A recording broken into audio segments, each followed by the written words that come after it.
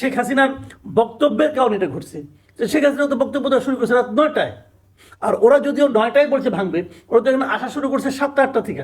এত কম বুদ্ধি নিয়ে যে সরকার কেমন চলতে পারে, এটাও আমার কাছে ক্লিয়ার না। সারা দুনিয়া জুড়ে এই ঘটনাকে চিহ্নিত করা হবে ডক্টর ইউনূসের সরকারের একটা ব্যর্থতা হিসাবে। এই ঘটনা তো আওয়ামী লীগকে কিছুটা মাইলেজ দিবেই।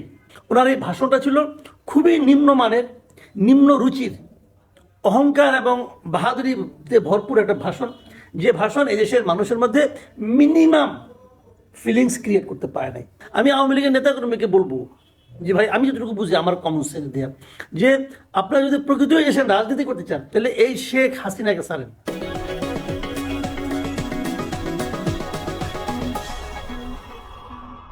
সুপ্রিয় দর্শক, আপনাদেরকে আমন্ত্রণ জানাচ্ছি বাংলা ট্রিবিউনের নিয়মিত আয়োজন মাসুদ কামালের সঙ্গে কিছুক্ষণ। আপনারা জানেন আমরা সমসাময়িক বিষয়ে মাসুদ কামাল ভাইয়ের সঙ্গে নিয়মিতভাবে আলোচনা করে আসছি। আজকে আমরা আবার সমসাময়িক বিষয়ে আলাপ করব। মাসুদ ভাই, আপনাকে শুভেচ্ছা জানাচ্ছি এবং কৃতজ্ঞতা জানাচ্ছি আমাদের সঙ্গে যুক্ত হওয়ার জন্য। আপনি জানেন যে আমাদের গতকাল এবং আজকে খুবই ঘটনাবহুল দিন। বিশেষ করে দুটি ঘটনা খুবই আলোচিত এখন বাংলাদেশে। প্রথমত হচ্ছে যে নিষিদ্ধ ঘোষিত সংগঠন ছাত্রলীগের একটি সোশ্যাল মিডিয়ার প্ল্যাটফর্ম থেকে শেখ হাসিনা ভাষণ দিয়েছেন, এবং ওই ভাষণকে কেন্দ্র করে যেটা হয়েছে যে বঙ্গবন্ধুর 32 নম্বরের যে বাড়ি, যেটা একটা সময় মিউজিয়াম ছিল, 5ই আগস্ট সেখানে লুটপাট হয়েছে এবং একই সঙ্গে অগ্নিসংযোগ করে সব শেষ হয়ে গিয়েছিল, এবং সেই বাড়িটিকে গতকাল মোটামুটি ঘোষণা দিয়েই গুড়িয়ে দেওয়ার একটা কর্মযজ্ঞ এখনো চলছে, হয়তো আজকের মধ্যে সেটা শেষ হবে। আমি প্রথমেই আপনার সাথে আলোচনা করতে চাই যে শেখ হাসিনা যে ভাষণটি দিয়েছে, আপনি সেটি শুনেছেন কিনা, এবং এই বিষয়ে যদি আপনার একটা পর্যবেক্ষণ জানাতেন। দেখুন, আমি আসলে ওনার পুরো ভাষণটাই শুনেছি। 47 মিনিট 43 সেকেন্ড এরকম একটা ভাষণ আমি পেয়েছি, যে আমি যেটা পেয়েছি আর কি, এবং আমি শুনেছি এবং আমি অনেক কষ্ট করে শুনেছি। মানে আমার শুনতে খুবই ক্লান্ত লাগছিল। মানে 4-5 মিনিটের পরের থেকে আমি ক্লান্ত হয়ে যাচ্ছিলাম। যে একটা মানুষ, মনে করেন একটা সরকারে ছিলেন, গায়ের জোরেই থাকুক যেভাবে থাকুক ছিলেন উনি, এবং মানে স্বৈরাচারীভাবে প্রত্যেকটা প্রশাসনে সব কিছু নিজে করায়ত্ত করে নিয়েছিলেন। তারপর উনি জনরোষের মুখে দেশ ছেড়ে পালিয়েছেন। যতই এখানে ষড়যন্ত্র তত্ত্ব আনেন ভাই, এটা আমি বিশ্বাস করি না। আমি মনে করি উনি দেশ ছেড়ে পালিয়েছেন জনরোষের কারণে। পাবলিক ওনার বিরুদ্ধে খেপে গিয়েছিল, এবং এটাই স্বাভাবিক। আমিও তো একজন পাবলিক, আমিও তো আমাকে ফিল করি। পাবলিকের রোষ ওনার বিরুদ্ধে ছিল। উনি সকল ক্ষেত্রে উনি মানুষকে কষ্ট দিয়েছেন, মানুষকে পেইন দিয়েছেন। তো মানুষ তার উপর ক্ষুব্ধ ছিল, পালিয়ে গেছেন। 6 মাস পরে উনি আনুষ্ঠানিকভাবে একটা প্ল্যাটফর্মে কথা বলছেন। বেসিক্যালি উনি দেশের মানুষকে লক্ষ্য করে বলছেন, উনি ছাত্র থেকে দেশের মানুষকে লক্ষ্য করে বলছেন। তো আমি কিন্তু খুব আশায় ছিলাম যে এখানে উনি আত্ম উপলব্ধিটা ওনার হবে, এবং উনি স্বীকার করবেন ওনার অপরাধগুলো, এবং মানুষের কাছে ক্ষমা চান। ক্ষমা চাইলেই যে ক্ষমা হয়ে যায় তা কিন্তু না, কিন্তু উনি ক্ষমা চাইবেন মিনিমাম। আমি এটা আশা করেছিলাম। ওনার ক্ষমা চাওয়াটা উচিত ছিল কেবল ওনার জন্য না। এই দেশে আওয়ামী লীগের বহুত নেতাকর্মী আছে, প্রত্যন্ত অঞ্চলে আছে, তৃণমূলে আছে, কিন্তু তারা কিন্তু এই 6 মাসে মানুষের সঙ্গে অনেকটা কিন্তু ধীরে ধীরে মিশে যাচ্ছিল। তাদেরও তো একটা জীবনযাপন আছে। আপনার কোটি কোটি মানুষকে তো স্বাভাবিক জীবনযাপনের বাইরে রাখতে পারবেন না, তাহলে তো ভাই দেশ উন্নত হবে না। আপনি প্রতিশোধ নিতে পারবেন, কিন্তু দেশ তো সামনে থেকে অগ্রসর হবে না। কাজে সে লোকগুলি কিন্তু মিশে যাচ্ছিল এবং তারা নর্মাল অবস্থায় আসছিল। তো আমি ভাবছিলাম যে এটাকে আরো বেগবান করার জন্য উনি হয়তো নিজে এই দেশের মানুষগুলোর কথা, ওনাদের নেতাকর্মীদের কথা ভেবে উনি মানুষের কাছে ক্ষমা চাইবেন। উনি ওনার এমনও হতে পারতো যে উনি ওনার বলতেন যে আমি সভাপতি পদ ত্যাগ করছি, আওয়ামী লীগ নতুনভাবে গড়ে উঠুক, এই ধরনের কথা উনি বলবেন। এটা কিন্তু আমার একটা ধারণা ছিল, কারণ একজন পলিটিক্যাল লিডার যিনি, তার এরকমই হওয়া উচিত। আপনি বিদেশে দেখবেন কোনো পলিটিক্যাল পার্টি যখন ক্ষমতা থেকে নেমে যায়, ওই পার্টির লিডারে কিন্তু পদত্যাগ করে, নতুন লোক এসে কিন্তু দায়িত্ব নেয়। কারণ এটা প্রমাণিত হয়েছে তুমি ক্ষমতায় থাকতে পারো না, মানে তোমার পলিসি ভুল। কেউ না বুঝলেও আমরা আপনার প্রয়োজন বুঝি, আর তাই তো অত্যাধুনিক ফিচার সম্বলিত বিভিন্ন সাইজ আর কালারের 250-টিরও বেশি ডিজাইন অপশন নিয়ে ওয়ালটন স্মার্ট ফ্রিজ বোঝে আপনার প্রয়োজন। তুমি পারো নাই, তুমি যে পারো নাই এটাই প্রমাণ করে তুমি যোগ্য না। তাহলে এই ভদ্রমহিলা উনি পারেন নাই, ওনার পুরো দল এখান থেকে চলে যেতে বাধ্য হয়েছে, ওনার মন্ত্রিসভা দেশ থেকে পালাইছে। মানে কত অপরাধ এদের, এবং অপরাধের জন্য প্রত্যেকটা লোক নিজে নিজে জানে কে কি অপরাধ করে, তারা তো নিজেরা জানে, তারা পালাইছে। সেই জায়গায় কিন্তু আমি ভেবেছিলাম উনি এটা বলবেন। তো উনি কি করলেন? উনি সারাক্ষণ সেই একই রেকর্ড বাজাইলেন। উনি কি করছেন? এই দেশের মানুষ কত গরিব ছিল, উনি তাদের ঘর দিয়েছেন, সিমি পাকা বাড়ি দিয়েছেন, মানুষের হাতে টাকা দিয়েছেন, কত কিছু যদি করছেন। আরে ভাই একটা কথা বুঝতে না বলেন আপনি আমাকে, উনি যদি এগুলো করে থাকেন কার জন্য করছেন? এই দেশের লোকের জন্য করছেন, তো এটা বলার দরকার কি? তো দেশের লোক তো জানে উনি কি করছেন, বারবার বলার দরকারটা কি? বলা মানে কি? উনি নিজেও শিওর হয় নাই, উনি নিজেও শিওর যে টাকাগুলি চুরি করছেন। ঘরে ঘরে বিদ্যুৎ দিয়েছি উনি বলছেন, এটা বলেন নাই যে বিদ্যুৎ দেওয়ার নাম করে কয় টাকা নিছেন আর কয় টাকা বিদেশে পাঠাচ্ছেন, এগুলো তো বলে নাই। কিন্তু যাও সেগুলো নলাম। সব মিলিয়ে আমার যেটা বক্তব্য, ওনার এই ভাষণটা ছিল খুবই নিম্নমানের, নিম্ন রুচির, অহংকার এবং বাহাদুরিতে ভরপুর একটা ভাষণ, যে ভাষণ এদেশের মানুষের মধ্যে মিনিমাম ফিলিংস ক্রিয়েট করতে পারে নাই, মিনিমাম পজিটিভ ফিলিংস ক্রিয়েট করতে পারে নাই। বরঞ্চ ওনার দলের লোকজন যারা এই ভাষণটা দেশে থেকে শুনেছেন তারা আতঙ্কিত হয়েছেন যে এই ভাষণ আমাদের জীবনকে আবার অস্থির করে তোলে, এবং হয়েছেও তাই। খালি 32 নম্বরকে ভাঙছে, আর কোথাও কিছু হয় নাই সারা দেশে, খবর নিয়ে দেখানো হয়েছে। তার মানে উনি নিজে যখন আরামে আছেন, রাষ্ট্রীয় অতিথি হিসেবে আছেন, কিন্তু এখানে এই দেশের আওয়ামী লীগের নেতাকর্মীদেরকে উনি জীবনটাকে আরো দুঃসহ করে তুলছেন। আমি আওয়ামী লীগের নেতাকর্মীকে বলবো যে ভাই, আমি যতটুকু বুঝি আমার কমন সেন্স দেওয়া, যে আপনারা যদি প্রকৃত এসে রাজনীতি করতে চান তাহলে এই শেখ হাসিনাকে ছাড়েন। শেখ হাসিনা বাংলাদেশ আর ব্যাক করতে পারবে না, এটা অতীত গণ কেস। এবং কেবল শেখ হাসিনা না, শেখ পরিবারেরও কেউ ব্যাক করতে পারবে না। আওয়ামী লীগ শেখ পরিবার মুক্ত হবে এবার, এটা আমি মনে করি পার্সোনালি। এবং ওই সমস্ত করাপ্ট লোকদেরকে যাকে আনবেন এই দল আর দাঁড়াবে না, এই দলকে দাঁড়া করতে হয় অন্যভাবে। এবং আরেকটা কথা বলে শেষ করি, যে কালকে যে ঘটনাগুলো ঘটেছে আমি মনে করি তার উস্কানি কিন্তু শেখ হাসিনার এই ভাষণ দেওয়ার যে ঘোষণা তার মধ্যে রয়ে গেছে। এই ভাষণ দেওয়ার সময় তার জন্য এটা ছিল না, আসলে কোনোভাবেই না। উনি এটা করা ওনার ঠিক হয় নাই। উনি যদি আসলেই দেশকে ভালোবাসতেন, উনি যদি আসলেই দেশের জন্য কিছুটা মানে ভালো চাইতেন, তাহলে এই ধরনের হঠকারী সিদ্ধান্ত উনি নিতে পারতেন না।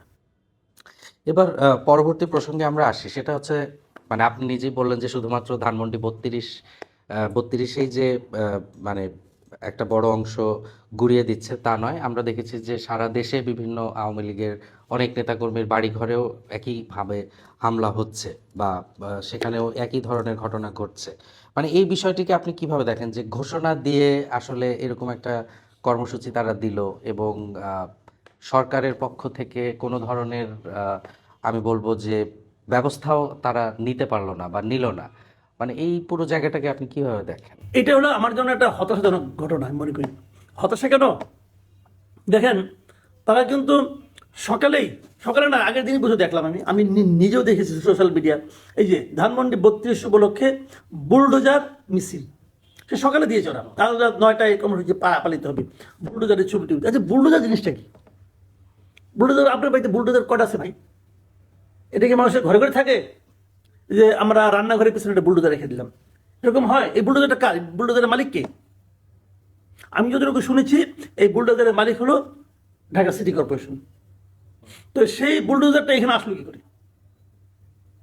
কে নিয়ে আসলো? আমি তো মনে করি এই ঘটনার সঙ্গে সরকারের এক ধরনের আছে, মদত আছে। সরকার চেয়েছিল বলে বুলডোজার এখানে আসছে, তাহলে আসলো কি হবে?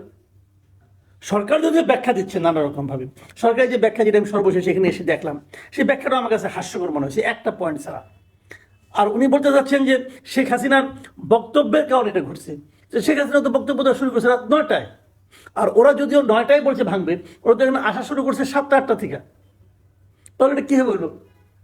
তাহলে দুটোর সঙ্গে তো মিললো না।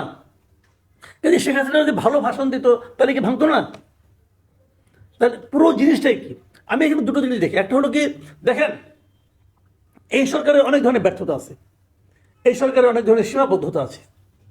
এই সরকারের যে ব্যর্থতাটা খুবই বড় ইদানিং ধরা পড়েছে, সেটা হলো ওই আহত ছাত্রদেরকে তারা চিকিৎসা করতে পারছে না, জিনিসপত্রের দাম তারা কমাতে পারছে না, মানুষের অর্থনৈতিক অবস্থাকে ভালো করতে পারছে না। এগুলো তো একটা বাস্তবতা। এখন অনেকে যেটা আগের সরকার যে কাজগুলো করতো, সেগুলো এই ধরনের কোনো ক্রাইসিস হলে একটা এরকম প্রবলেম ক্রিয়েট করে মানুষের দৃষ্টিরেখা দিকে সরাই দিত। এখন এটাও সে ধরনের কিনা আমি বলতে পারবো না, তবে হতে পারে, আমি এই আশঙ্কা দেখছি। আর 2 নম্বর হলো, যারা এটা ভাঙচুর করছে, আমি এখানের মধ্যে কোনো, যেমন একটা সহজ প্রস্তাব আপনাকে আমি করি, ধরেন আপনি 32 ভেঙে দিলেন, যেটা ভেঙে দেওয়া হয়েছে, কী লাভ হয়েছে? কার লাভ হয়েছে? মানে তাতে কি আসলে আওয়ামী লীগের কি লাভ হয়েছে? রাজনীতি শেষ হয়ে যাবে? মানে এই 32 নাম্বারটা তো এইখানে তো শেখ হাসিনা থাকতেন না, এটা শেখ হাসিনারও বাড়ি না, ওটা যেটা লিখে দিয়েছে ট্রাস্টকে, এটা তো গভর্নমেন্ট প্রপার্টি আসলে এখন। তো ভেঙে লাভ কি লাভ হয়েছে বলটা, কি লাভ হয়েছে? এতে কি এই সরকারের জনপ্রিয়তা বেড়েছে? দেশে বেড়েছে? দেশের বাইরে বেড়েছে? বরঞ্চ কিছু লোকের একটা প্রতিহিংসা পরায়ণ জাতি হিসেবে আমাদেরকে প্রজেক্ট করার একটা সুযোগ দিয়ে দিয়েছে আমরা। লাভটা কি হয়েছে? আপনি জিদ করে করতে পারেন। দেখেন, চোখের বদলে চোখ নেওয়া, এইভাবে মহাত্মা গান্ধীর কিন্তু একটা খুবই আলোচিত একটা উক্তি আছে যে আমরা যদি চোখের বদলে চোখ নেওয়া শুরু করি তাহলে একদিন সারা পৃথিবী অন্ধ হয়ে যাবে। এটা কোনো সমাধান নয়। আপনি এই প্রপার্টিটা আমাদের প্রপার্টি। আপনি দেখেন নাৎসিদের আমলে জার্মানিরা গ্যাস চেম্বার করতো, গ্যাস চেম্বার ইহুদিদেরকে মারতো, ভয়ঙ্কর একটা কিন্তু। তারা কি সমস্ত গ্যাস চেম্বার গুড়িয়ে দিয়েছে? ওইটা একটা অত্যাচারের প্রতীক হিসেবে রয়ে গেছে। এটা পার্ট অফ হিস্ট্রি। আপনি যদি মনে করেন এটা স্বৈরাচারের একটা প্রতীক, তো এটা এভাবেই থাকুক, লোক এটাকে ঘৃণা করবে, এটা ঘৃণার প্রতীক হিসেবে থাকুক। কিন্তু এখন যেটা হয়েছে, তো লাভটা কি হয়েছে? সিম্পলি কথাটা আপনি বলেন। আপনারা যে কাজটা করেছে, এই কাজ, যে ঘটনাটা ঘটেছে, এবং সরকার এটাকে ঘটতে দিয়েছে আমি মনে করি, কারণ সরকার আজকে বিবৃতি পড়ে আমাকে তাই মনে হলো, এই বিবৃতির একটা মানে গুজামিল দেওয়া বিবৃতি তারা দিয়েছে। তাদের এই বিবৃতি, টোটাল বিবৃতির 80% জায়গায় তারা ব্যয় করছে শেখ হাসিনার ভাষণ নিয়ে। কিন্তু এইটা যে একটা যদি ঘোষণা দেয় যে আমি কালকে ওই বিল্ডিংটা ভাঙবো, সরকারের কি উচিত? যে ভাঙবে, এটাকে আদালতে কোনো আদেশে ভাঙা হয়েছে? তাহলে এটা ভাঙতে পারে কেউ? সরকার ফেরানোর চেষ্টা করছে? করে নাই তো। নামে মাত্র কয়েকজন আর্মি এখানে দাঁড়িয়েছিল, তারা পরে দর্শক হয়ে গেছে। কিন্তু আমরা দেখছি সবই তো আমরা লাইভে দেখলাম। তাহলে হলোটা কি? তাহলে সরকার নিজেদের মানে তারা যে ক্যাপাবল নয় আইন শৃঙ্খলা রক্ষা করার ক্ষেত্রে, এটা তারা আরেকবার এখানে নগ্নভাবে প্রমাণ হয়েছে। আর সারা দুনিয়া জুড়ে আজকে ইন্টারন্যাশনাল মিডিয়াগুলি, আপনি যাগুলি পড়েন, আমি কয়েকটা তো পড়লাম, সারা দুনিয়া জুড়ে এই ঘটনাকে চিহ্নিত করা হবে ডক্টর ইউনূসের সরকারের একটা ব্যর্থতা হিসেবে। বলা হবে এটা আলটিমেটলি ডক্টর ইউনূস এদেরকে প্রশ্রয় দিচ্ছে। এটা ডক্টর ইউনূসকে সারা দেশের পৃথিবীতে সম্মানিত করবেন, উনি যতই রিসেট বাটন টেপাটিপি করুক না কেন, কিন্তু কাজ হবে না। আপনি কি মনে করেন, মানে এই দায়টা সরকার নিলই বা কেন? মানে এটা তো মানে আমি মনে করি যে এটা আমার ক্ষুদ্র বুদ্ধিতে কুলায় না, আমি এটা বলতে পারবো না, আমি হিসাবে মিলাতে পারি না যে এটা করে। আমি তো প্রথমে তো বললাম কি লাভ হয়েছে, কার লাভ হয়েছে বলেন তো আপনি আমাকে? একটা জিনিস দেখেন, কার লাভ হয়েছে? যে লোকটা একটা দরজা, ভাঙা দরজা নিয়ে যাচ্ছে, যে দরজাটা নিয়ে গেছে তারও কোনো লাভ হয় না, কারণ দরজাটা নিয়ে সে কোথায় রাখবে? ওটা সে কোনো কাজও লাগাতে পারবে না। কার লাভটা হয়েছে এটা আপনি আমাকে বলেন? কারো লাভ হয়নি। সারা দুনিয়ার কাছে, আমাদের কাছে আমরা কিভাবে হানি হলাম? ভাই এখানে বিনিয়োগ আসবে, বিদেশি বিনিয়োগ আপনার লাগবে না, টাকা লাগবে না আপনার, আসবে না তো। আমরা একটা নিয়ন্ত্রণহীন সমাজে পরিণত হলাম। এই সরকার কোনো কিছু আইন শৃঙ্খলা নিয়ন্ত্রণ করতে পারে না, এটা আরো একবার সারা দুনিয়ার কাছে প্রমাণ হলো। কি লাভ হলো? কিছু লাভ হয় না। আরেকটা বিষয় আলোচনা হচ্ছে যে মানে এই ঘটনাটা আসলে আওয়ামী লীগকে নাকি একটা বড় সুবিধা দিবে। আমি সকাল থেকে অনেকের স্ট্যাটাস দেখছিলাম, আবার অনেকে বলছে যে এটা হচ্ছে আওয়ামী লীগেরই পাতা একটা ফাঁদ, যেই ফাঁদে সরকার পা দিয়ে ফেলেছে, বা যারা এই ঘটনাটা ঘটিয়েছে তারা। এটাও হতে পারে, এটা অস্বাভাবিক কিছু না। এই ঘটনা তো আওয়ামী লীগকে কিছুটা মাইলেজ দিবেই, অবশ্যই দিবে। কারণ দেখেন আমাদের দেশের মানুষের না বাই নেচার একটা ক্যারেক্টার আছে, সেই ক্যারেক্টার যে মার খায় তারা ওই মানে যে দুর্বলের পক্ষে চলে যায় আলটিমেটলি। এখন দেখেন আওয়ামী লীগের অপরাধের শেষ টাইমে 15টা বছর ধরে তারা কি না করছে, কি না, মানুষকে গুম করে ফেলানো, এটাকে পৃথিবীতে আর কখনো আমাদের দেশে আর কখনো হয়েছে বলে আমি যাই না। গুম করে ফেলাইতেছে পুরো ফ্যামিলিটা, দিনের পর দিন কত অসহনীয় অবস্থা ছিল। এই সবই তো আওয়ামী লীগ করছে না। সেই অপরাধের কথা এখন কিন্তু লোকে ভুলে যাবে অনেক সময়। তারা বলবে তোমরাও তো কম করো নাই, একটা বাড়ি, নিরীহ বাড়ি, তুমি বাড়িটা ভাঙলে কেন? ভাঙবা তুমি 6 মাস আগেই ভাঙতে, ভাঙলে কেন? এগুলি তো মানুষ কিন্তু আলোচনা করবে। আপনি ইয়াংরা করতেছে, ঠিক আছে, এই সবই ইয়াং এখানে দেখতেছি, আমি ম্যাক্সিমাম ইয়াং দেখছি। বয়স্ক লোকরা কিন্তু ঠান্ডা মাথা চিন্তা করে। এই প্রত্যেকটি ইয়াংকে আমি বলবো নিজের বাড়িতে যায় নিজের বাবা, চাচা, মামাকে জিজ্ঞাসা করে দেখো তারা এটাকে কিভাবে নিচ্ছে, তারা ভালোভাবে নেয় নাই। কারণ এখানে তো কোনো লাভ নাই তো ভাই। আপনি এমন এক শত্রু বাড়ি ভাঙলেন যে শত্রু একজিস্টই করে না এখন আর দেশে, একজিস্টই করে না। বরঞ্চ আমি মনে করি তার প্রতি একজন সিম্প্যাথি তৈরি হতে পারে।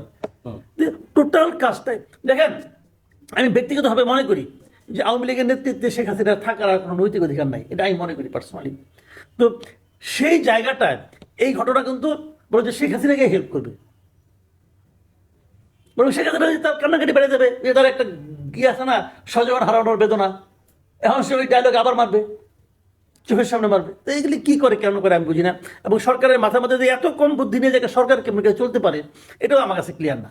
এই একই ঘটনায় আমি আমরা আরেকটা কথা বলি আপনি এখানে, এই যে কয়েকদিন আগে প্রধান উপদেষ্টা প্রেস সেক্রেটারি শফিকুল আলম সাহেব, উনি একটা ডাস্টবিনের মধ্যে শেখ হাসিনার নামাঙ্কিত ডাস্টবিনের মধ্যে ময়লা ফেলালেন।